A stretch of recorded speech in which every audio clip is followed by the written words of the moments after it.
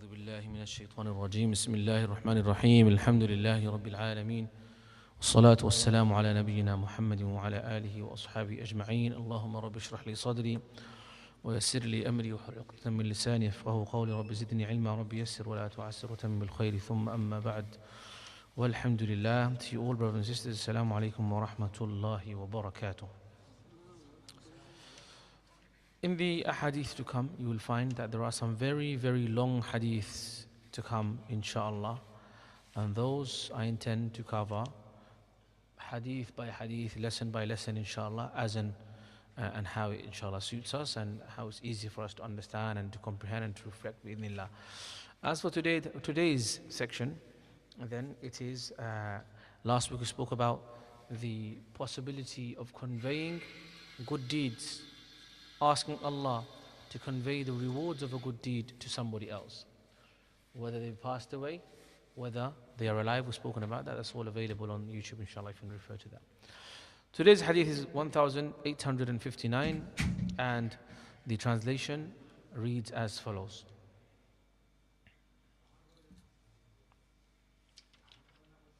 (1860), and the translation reads as follows. عن عقبة ابن عامر رضي الله عنه أن رسول الله صلى الله عليه وسلم خرج إلى قتل أحد. Uqba ibn Amir رضي الله عنه أرضاه narrated that one day the Prophet Muhammad صلى الله عليه وسلم went out and asked Allah's forgiveness for the martyrs of the battle of Uhud after 8 years. Martyrs of Uhud, they're buried in Uhud. So if you go to Uhud, when you go to ziyarah in Madinatul Munawwara, when you go to pray in the Haram al-Madani, and then you go to ziyarah of the various sites, of them is Uhud. And when you go to Uhud, you will see that there is a graveyard of the shuhada of Uhud. The Prophet ﷺ went to visit the shuhada of Uhud afterwards too. So that's where we learn that this is also from the sunnah, to visit the shuhada of Uhud. After 8 years, he went to make dua for them. One may say, well, the shuhada don't need dua because they're already going to be accepted by Allah. They're going to go to Jannah. But this dua from the Prophet ﷺ is a further honoring of their rank and further raising of their daraja in Jannah, because Jannah is always higher and higher and higher. And the istighfar of the Prophet ﷺ for them, making dua for them, will raise their ranks even further. And so the Prophet ﷺ went and asked Allah for forgiveness for the shuhada of Uhud after 8 years. It seemed that by so doing, he bid farewell to the living and the dead.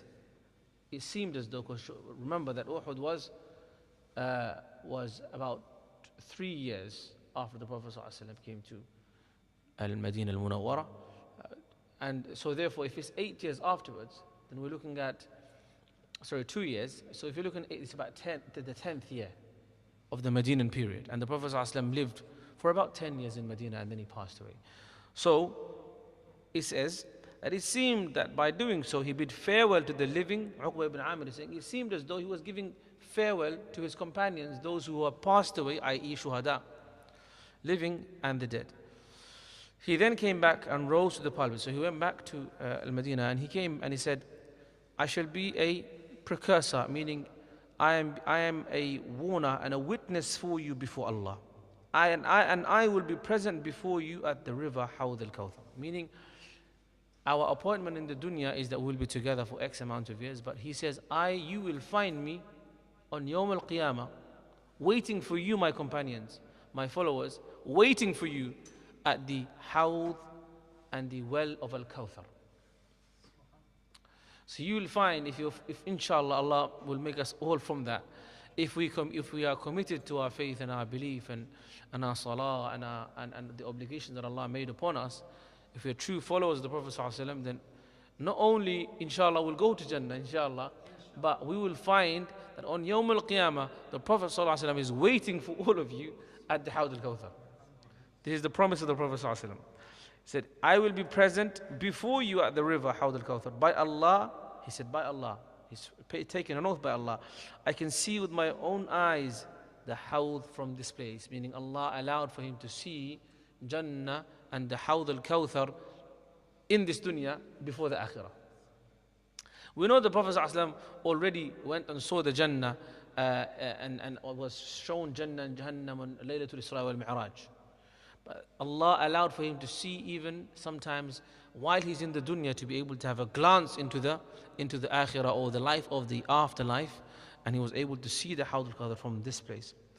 And this is no surprise because this happened previously when the Prophet ﷺ went to Isra, when he went to Bayt al-Maqdis, when he came back. The Quraysh quizzed him. He said, oh, you claim to have gone to Bayt al-Maqdis, Palestine, come back overnight. Seems too much of a truth, too much of a miracle for us to believe. He said, okay, fine. Describe to us what Bayt al-Maqdis looks like. They wanted to quiz him because some of them, they go to Sham regularly, so they know what Bayt al-Maqdis looks like. So the Prophet ﷺ said, when they were asking him certain parts, he did not go and see every single part of Bayt al-Maqdis. He was on a bigger mission to lead the Anbiya in Salah, to go to Mi'raj and so on. But when he was quizzed about it, Allah brought to him and showed him Baytul Maqdis close by, so he was able to describe to them exactly what they were asking.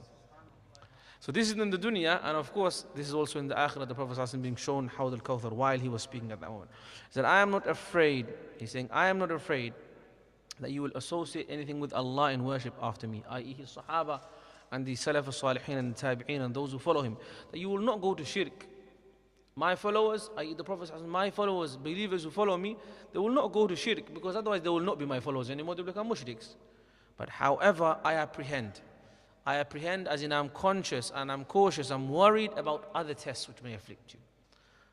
I'm worried about other tests which may afflict you. And that is that you will vie with one another for the life of this world. Meaning you will compete with the life of this world instead of the life of the akhirah, whereas the life of the akhirah, I can see it right now. It's a fact, it's truth. So when we compete with one another, the competition should be for the akhirah.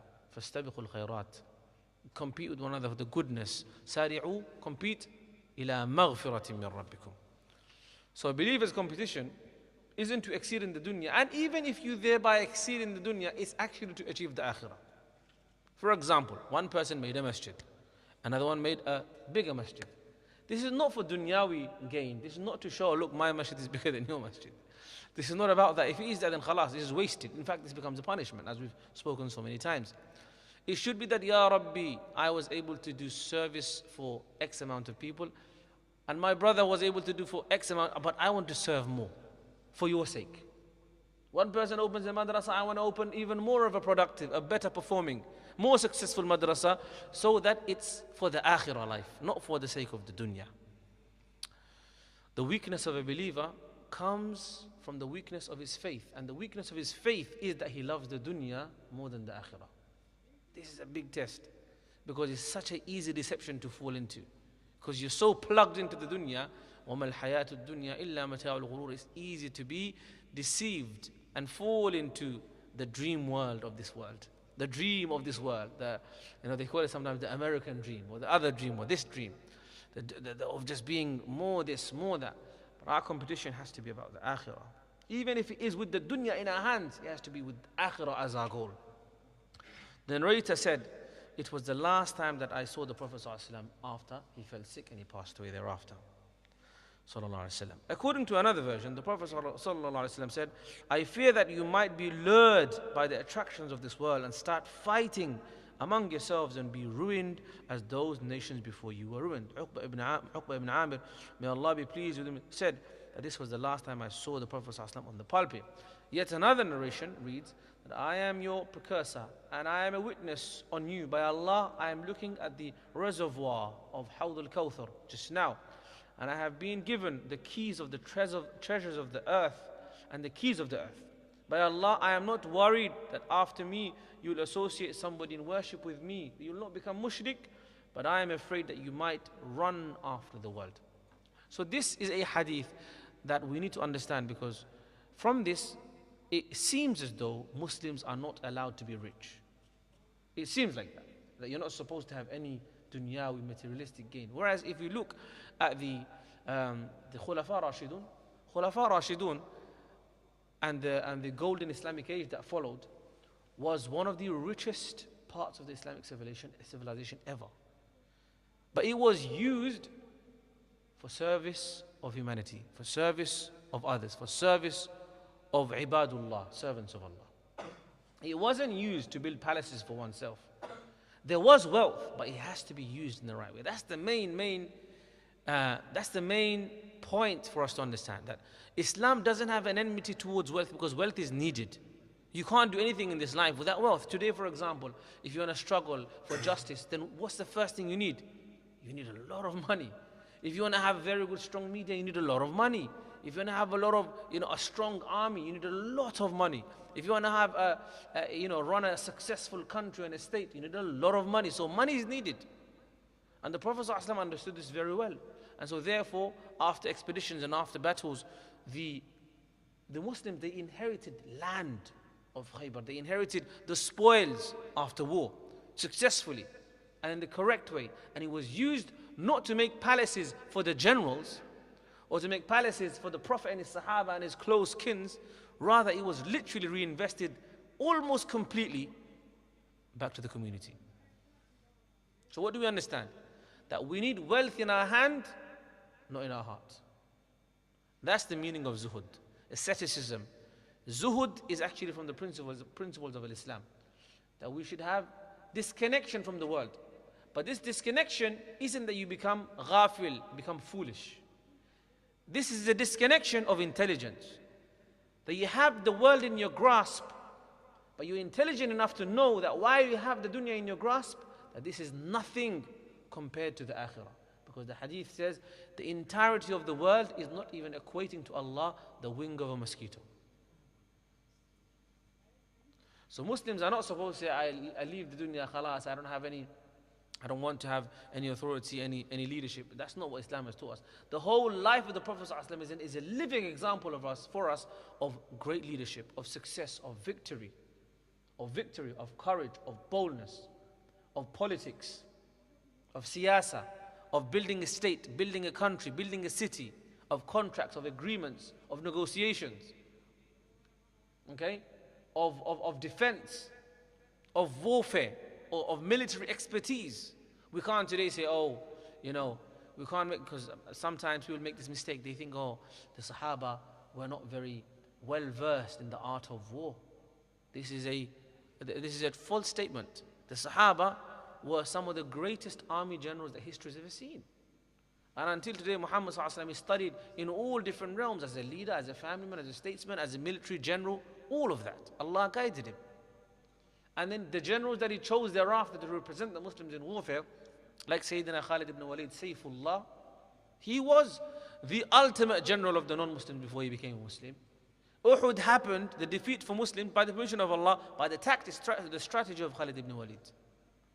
So it would be naive to assume that Muslims were not fully above and beyond alert, aware, intelligent, smart, had the political acumen, had all of the things that are needed to be successful in the dunya. And yet, while having the dunya in their hand, he said, while we have the dunya in your hand, still the akhirah is better. That's true success. It's easy to say, I don't have the dunya, so I'm just waiting for the akhirah. That's, of course, we don't have a choice. And that's valuable, that's respectable. Because at least a person is expecting the akhirah, and that is iman. But having the dunya in your hand and saying, no, the akhirah is still better, I'm going to give up my dunya and use it for the sake of pleasing Allah so that I can achieve the akhirah, is what true success looks like. And that's what the Prophet ﷺ is teaching us, that he doesn't fear for us that we will become poor. There's rich people, but we have to look around. People have billions to spend on World Cups and are in glee to be hosting the World Cups to come, ready to spend billions. But when you look at basic human rights, human needs, the right to exist, that right to exist is not invested in. People are happy to disown their own kith and kin, their own flesh and blood, their own people of faith for their materialistic gain. Wallah, this is what the Prophet ﷺ was warning us about. This is what the Prophet ﷺ is warning us about. That he is worried that our greed for the dunya will make us distant from the akhirah and distant from one another. May Allah give us guidance and tawfiq and unity and hearts of understanding. Allahumma ameen. عن زيد بن عمرو ابن أخطب الأنصاري رضي الله عنه وارضاه قال صلى بنا رسول الله صلى الله عليه وسلم الفجر وصعد المنبر فخطبنا حتى حضرت الظهر فنزل فصلى ثم صعد المنبر فخطبنا حتى حضرت العصر ثم نزل فصلى ثم صعد المنبر فخطبنا حتى غربت الشمس فأخبرنا بما كان وبما هو كائن فأعلمنا أحفظنا. Abu Zayd Amr ibn Akhtab al-Ansari radiallahu anhu warda narrated the Prophet Muhammad sallallahu alaihi wasallam one day, listen to this, because normally we know that the Prophet sallallahu alaihi wasallam used to give very short khutbahs, isn't it? His khutbahs were a few words, and he said that from the miracles that Allah has helped the Prophet sallallahu alaihi wasallam with, utitu jawami'il kalim, he was given a gift by Allah that he was able to say a few words concise but with immense meaning. But in this hadith you will learn that sometimes he would do the opposite, which means he would give long lectures.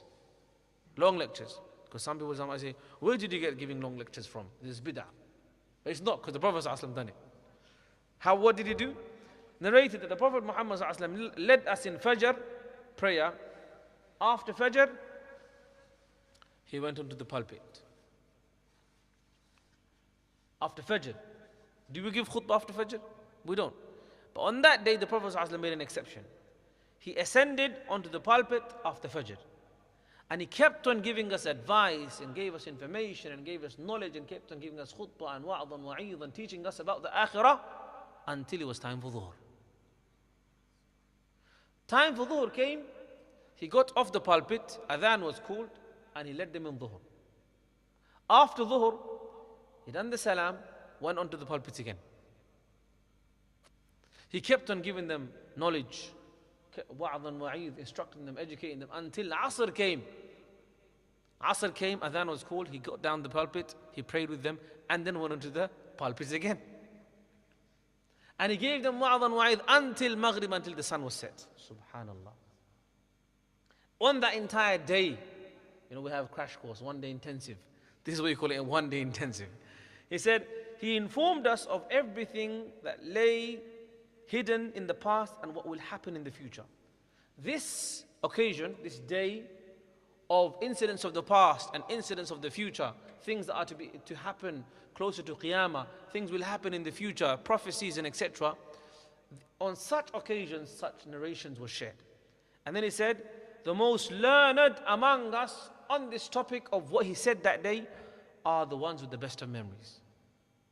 Because they never had the tablets, they never had the live stream, they never had recording, they never had pens, they never had papers, and even if they did, not everyone knew how to read or write.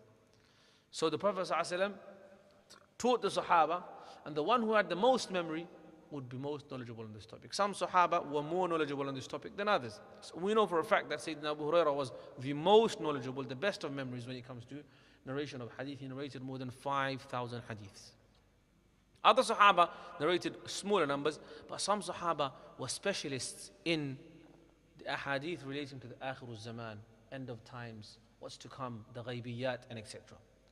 So from this we learn, what do we learn? We learn that the Prophet ﷺ was definitely instructed by Allah to do this, because this is not from his norm. On the contrary, on most days the Prophet ﷺ, when he used to give khutbah, he used to give a short khutbah and make the salah long. Now this is something that we need to learn from. In most masjids today, the khutbah is quite long, but the salah is very short. Khutbah is very long, but the salah is very short. We make our khutbah say 15 minutes and the salah say 5 minutes. The reason why we do this is because we see that this is the only opportunity in the whole week that can actually address you. No one else comes to the masjid fully for a whole jama'ah except for Jumu'ah day. So we take advantage of that. And it's also jaiz and it's backed by this situation, this particular incident, this hadith, that the Prophet ﷺ did in fact give long khutbah as and when required. But by and large, the Prophet ﷺ used to give shorter khutbahs, which were concise, succinct, to the point, planned, because we value time. So some of us are like blabbers. We chat on and on and on. We don't even know what we're saying. This is not from the Sunnah. Blabbing, laysa min as-Sunnah. Blabbing is not from the Sunnah. Just talking for no reason. Just talking without any topic, any purpose, any message. Just yapping, gossiping. Gossiping is not from the Sunnah. There has to be a reason why you're talking. Because Allah has given you a tongue and that's an amana. And Sayyidina Abu Bakr Siddiq said, he held his tongue. He said, this tongue of mine is that which has brought me close to punishment. That's Sayyidina Abu Bakr Siddiq. And the Prophet ﷺ said that whomsoever can guarantee for me that which is in his mouth, between his two lips, i.e. the tongue, and that which is between his two thighs, i.e. his private part, then I can guarantee for them Jannah. Because these are the biggest sources of sin. The sins of the tongue, eating. Sins of the tongue, right? So much desire and greed, eat and eat, halal, haram, doesn't matter, eat. Income, halal, haram, doesn't matter, I need to eat. So that tongue takes you there to the haram. Doubtful income, doubtful food, doubtful this, doubtful that.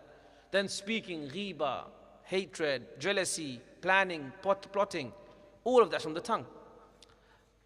So all of our desires related to the belly, the tongue is connected. And all of our desires connected to our, interest in intimacy and infatuation with it. People are led to so many kinds of addiction. In fact, one of the senior managers today called me up from this organization and said to me, Sheikh, you need to make a plan when to address the topic of pornography, because it's an epidemic. The statistics show that this sickness is most prevalent in Muslim societies.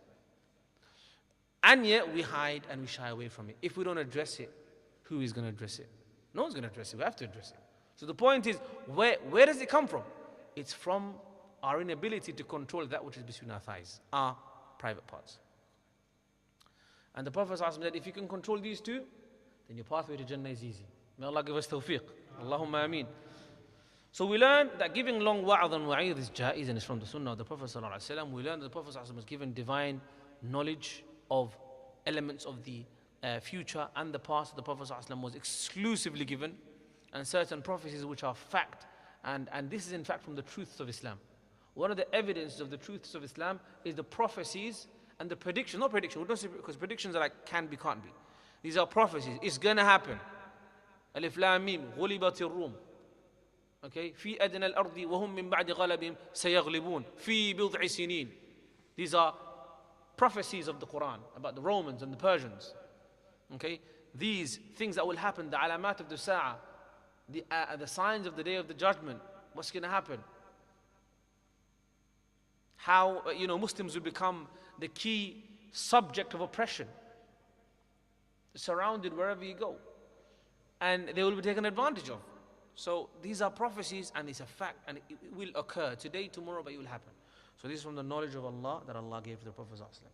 And Aisha radiallahu anha قالت قال النبي صلى الله عليه وسلم من نذر أن يطيع الله فليطيعه ومن نذر أن يعصي الله فلا يعصيه. Aisha radiallahu anha wa ardaha narrated the Prophet Muhammad ﷺ said, if someone makes a vow to obey Allah, so you made a vow, Allah, I'm going to keep a fast, Allah, I'm going to give sadaqah, Allah, I'm going to pray nafil, and some of the pious predecessors, or some of the pious believers of the past, they would make a vow to do extra good deeds in order to expiate for mistakes, for shortcoming. For example, you didn't pray Fajr in Jama'ah in the masjid, you say, Ya Allah, as an expiation for that, I will pray 20 rak'at of nafil, or 100 rak'at of nafil. If you do stuff like this, I promise you, if you do stuff like this, you will find the following day, you're earlier before everyone else for Fajr. In fact, shaitan might wake you up. See, just go and pray your Fajr and don't do the 100 rakats afterwards. This is not a clever investment for shaitan in that case. So, we have to hold ourselves to account, like we spoke about muhasabatun nafs and self-reckoning yesterday. He says, whomsoever vows to obey Allah, then fulfill your vow. However, if someone vows to disobey Allah, then don't fulfill that vow. Because disobeying Allah, making a vow, that's a disobedience in and of itself. So leave that disobedience instead of disobeying Allah with other actions. That's the meaning of the hadith.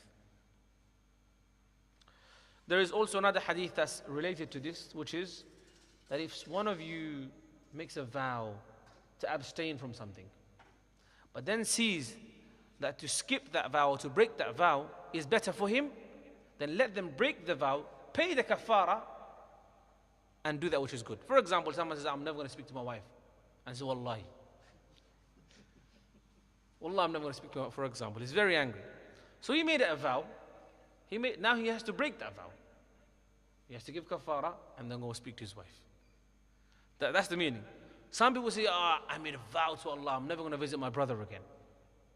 Qasam khaisi. I will never speak to my brother again. And they think, I'm so pious, I'm not speaking to my brother and fulfilling my promise to Allah. No. Silatul Rahim is a bigger fard, bigger wajib. So break your promise, break your vow, give the kafara and go visit your brother. Does that make sense? Because sometimes shaitan tricks people to say, I made a promise, but I made a promise, I can't go and I made a vow. When the alternative is better for you, for your dunya, for your akhirah, then go for that, break the promise, give the kafara and do that which is good. But of course, if it's something bad and you vow to abstain from it, then you should keep to that vow, inshallah. That's all we'll take for today. There are some other hadith which are much longer on this topic. And they're very long hadith, so inshallah we'll cover that bi'idhnillah next week. Are there any questions for today? So you said pay the kafara. What's the pay? If you فإطعامه عشرة مساكين من أوسط ما تطعمون أهليكم أو كسوتهم أو تحرير رقبة. If you make an oath and you want to break an oath, then you have to feed 10 miskins. A meal which is affordable, like medium range. Okay, أو كسوتهم, or give them 10 miskins clothing, or to free a slave. Which one are you going to choose? So basically you can't choose any, but this order is فإطعامه عشرة مساكين من أوسط ما تطعمون أهليكم أو كسوتهم أو تحرير. The order is this way. And when it comes to so the order of kafarat are not always the same. Sometimes the other way around is preferred. In this particular case, then 10 miskins. For example, when you break a fast of Ramadan, you have to keep 60 days of fasting. It's a different kafara. But for this one is this. Any other questions? Gigi, Bolin.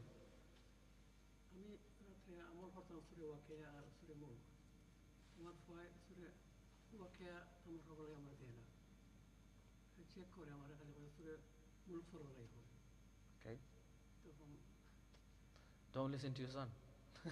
I've not fought for I've not walk for a nafra laga. I've not fought command for kuno hoknai. No for how dare he? He's this is not good. How many uni kiba be apna ke bolbe jana surah ke apna you shouldn't read it. You don't have to listen to him. I know Surah Al-Waqi'ah is sometimes recommended by some scholars, some ulama, that is one of the surahs that will that's beneficial, and it's from the wird and the recitals of the night. Surah Al-Mulk, Surah Yasin as well, Surah Al-Waqi'ah, and other surahs. So it's fine. Sheikh, you're the dad, not him. Apne baba, he's not the dad. So he's apna sila apna ke mani boy da kaitese warning diche. He's a disobedient child. He's a disobedient child. He will be sinful for this. He's disobedient child. He is commanding his dad to do to abstain from ibadah, which is dhikr, which is tilawatul Quran. And then also you can see the hadith is quite, he's saying he's abiding. So he's disobedient. He's wrong. Your son is wrong. You're right. Barakallahu fiqh. As the brother was saying about the kafara, sorry. Yeah. Is that any promise that you break? No, when you make a vow by Allah, say, I make a vow to Allah that I will do such and such. And then you have to break that vow. That's when you pay the kafara. Yes, correct. Basically, like When you actually make a vow to Allah. But if you make a promise to someone, I promise I'm going to get you sweets, for example. You don't have to do kafara for that, but you should try to fulfill that promise. Because fulfilling a promise is a part of being a believer. It's from the qualities of a believer.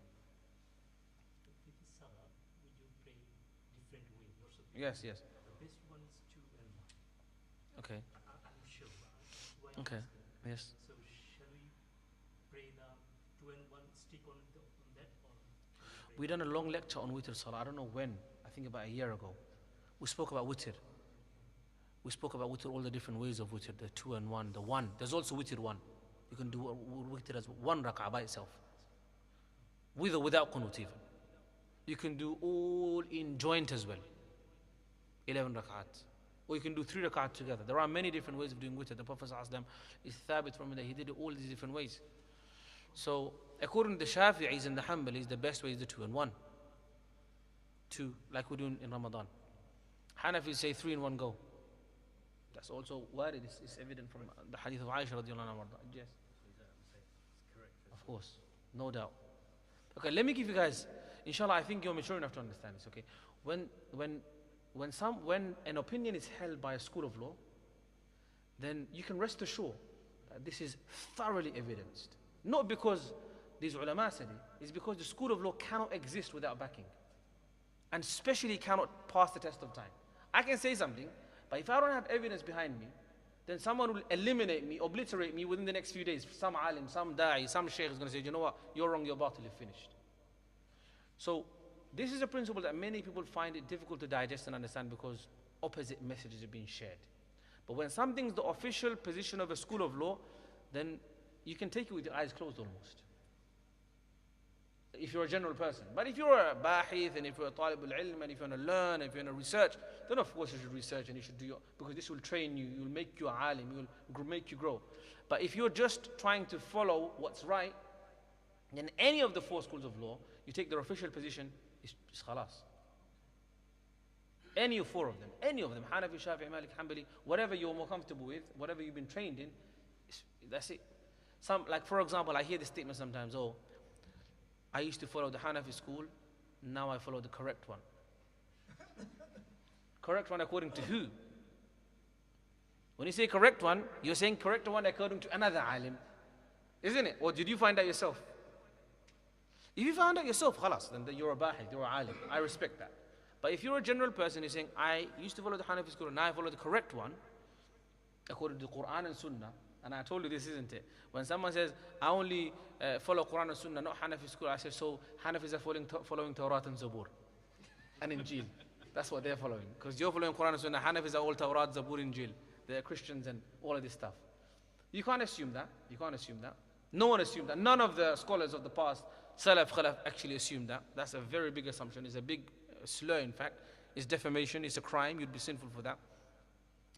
So if you say, for example, I used to follow this particular Shafi'i, for example, or Malik, and now I follow the haqq, like some would say. Haqq according to who? The stronger according to who? Rajih, stronger. Did you yourself research this and find this to be the stronger? Then I would say, okay, khalas, I'll encourage you to research more. Because this is good. This is how you learn. But if you said, no, but another sheikh said that this is the stronger, then you haven't done anything. You haven't done anything. You've gone from here to there.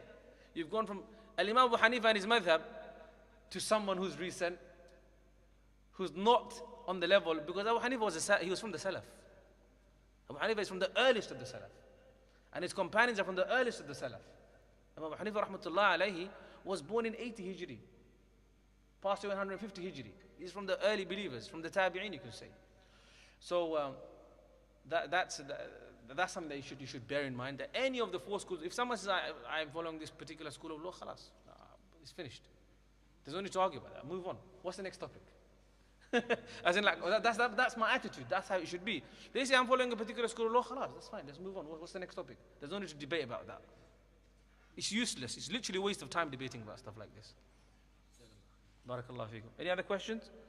If not, then we'll wrap it up here. Subhanakallahumma ashhadu an la ilaha illa anta astaghfiruka wa atubu ilaik. Assalamu alaikum wa rahmatullahi wa barakatuh.